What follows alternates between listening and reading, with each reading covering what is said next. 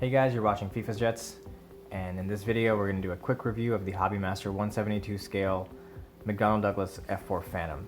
So this jet is in the Oregon Air National Guard 1989 color scheme. If you watch the unboxing video that I posted up, you'll note that I like the F-4 Phantom in a more modern color scheme, so I decided to go with this light gray and dark gray variant instead of the Vietnam camo. I just think these look way more sick, and this one is probably more towards the end of the service life of the Phantom than the jungle camo color. So this review, we're just going to do a quick look around at it. I'll show you the size comparisons, and then just my general pros and cons. For an in-depth review, I'll be posting a long one, and I'm going to split it up that way because I tend to ramble a lot. So anyway, here's the F4 in all its glory. I'll start by doing a quick 360 review. Just taking a look at the proportions there to give you guys an idea of what that looks like. Overall, very nicely done. No paint bleeds, no paint issues. There are some QC, quality control issues, that I've found with this model, but I'll talk about that in the long review. So there's the 360. Up next, let's do a quick size comparison. Alright, so got my ruler handy. If we do a quick measuring of the jet, I'd say it's about from the tip of the nose to the back of the jet, about 9.5 inches long. Get the rotation around and measuring it from wingtip to wingtip. I'd say that's about maybe 6.25 inches wide. So big, but not the biggest that I've held in terms of Hobbymaster. And in terms of talking about that, I'll get the F-106 into view. These jets served around the same time, so I think it's a cool comparison to do. So to the left, there's my Hobbymaster F-106, and there's the F-4. I think these two look great together, but you can see that the F-106 is a bit wider, and I think the F-4 has a lot more going on in terms of its look.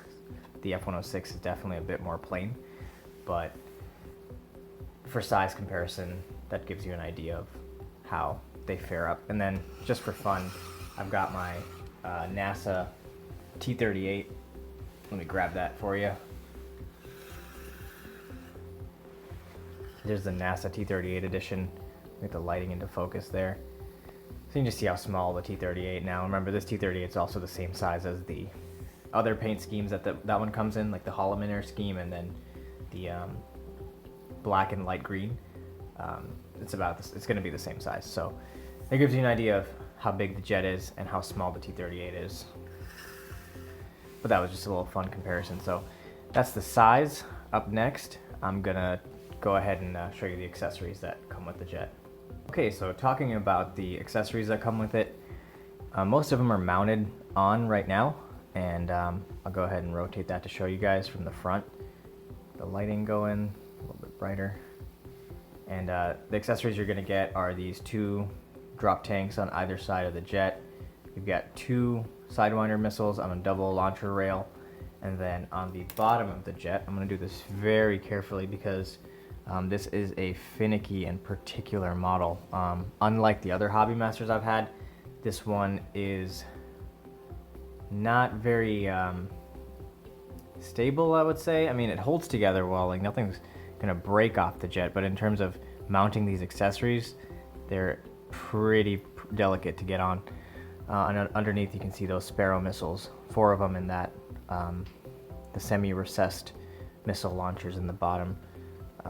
While I'm lifting this up, I'm also feeling what's die-cast and what's not. So the nose of this jet is plastic.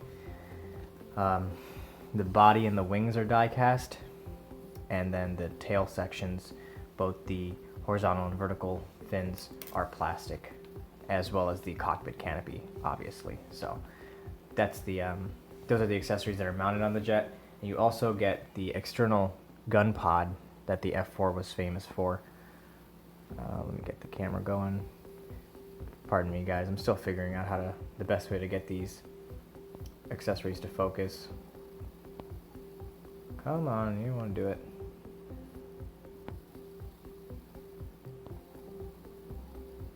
Wow, this does not want to work. Let's see if I can get the jet out of view. Maybe it'll work a little bit better. There we go.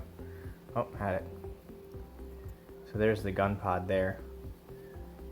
Pretty nice detail. What's unfortunate is you can't mount this pod under this jet with the display stand, unfortunately. So if you want to use the gun pod, you're going to have to display it in the ground configuration, and I'm more of a fan of displaying them in flight.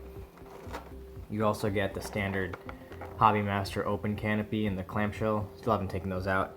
You get your 2 pilot figurines and then your landing gear, and that's about it. The jet also comes with an instruction manual on how to attach the pieces.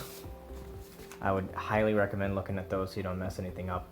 And when you're putting the components onto the jet, these accessories, take your time and be very careful, because you're going to snap them if you're not being delicate. That's one negative about this jet that I'm not a huge fan of. It seems the quality control with the parts fit is pretty lax, and these drop tanks will fall if I just poke them with my finger, so not the best quality control. Looks great, but compared to the other models, I didn't have these issues. So I'm assuming that's because this is probably one of the earlier models that Hobbymaster made. So just be careful putting those accessories on. Next up, I'm going to take the camera off of the tripod, and I'll just do a quick look around. So now I'm getting the camera in handheld mode, just to bring it up close and show you guys some of the details of the plane. So there's the nose cone moving back, canopy section, detailed cockpit as Hobbymaster always does. One thing I want to point out here is the canopy seam is not 100% flush over in this section here, which is kind of a shame. There's a bit of a gap, which kind of sucks, but I mean, it's not a huge issue. I just noticed their other models didn't have that, so figured I'd point it out. There's the collision lighting, maintenance text information. There's that variable ramp intake. Looks sick. Sidewinder missiles, and you got that external tank. Nice paint scheme with the gray transitioning into light gray. Air Force roundel, more collision beacons. Got a nice radial up top, a little bit of a glue smudge there, but not the biggest deal. And then towards the back, you got those antenna hanging off. This one's a little bit bent up here. I'm trying to like bend that back, but it seems to always want to droop a little. That is plastic again, so it's gonna probably do that. There's more collision lighting towards the back. There's that nice tail detailing and rotating the jet to the back. It's kind of hard to do this one-handed, but taking it to the back, there's the afterburner nozzles and engine exhausts. Arrestor hook detail looks great, and then there are those missiles that are semi-conformed to the jet, helps reduce the drag, and then there's a top view of the jet. So great job with the proportions, great job with the details. I think it just looks sick. It's finicky. The model likes to kind of, the accessories like to come off here and there, but in terms of overall looks, I can't knock it. I think it looks great. So closing thoughts on this one. To sum it up, I would say it looks great, but in terms of user friendliness, definitely not the best. There's a lot of issues that I had with this one, unfortunately, and I'll talk more in detail about those aspects in particular in the longer review, but there's some issues to look out for with the accessories mostly, and then just me being paranoid that this thing might break if I'm not too careful with it. So once you get it set up and it's sitting on your shelf, it's going to look great, but getting it set up is where I have my issues. So overall, I'd say don't pass it up. It's got its issues, but I think the fact that it looks as great as it does makes up for it. But if you're getting into this collecting Hobbymasters or collecting diecast, then I would say maybe start with a different model and then work your way up to this one. So that's my quick review of the jet. Look out for the long review coming out soon, and I'll point out the flaws and issues that I had in that video, as well as talk about the aircraft's history in that one. So if you like longer videos, look out for that one coming soon. But that's going to wrap it up for this one. As always, thanks for watching. Go ahead and let me know if you have any questions. If you want to drop a comment, that'd be great too. And as always, thanks for watching.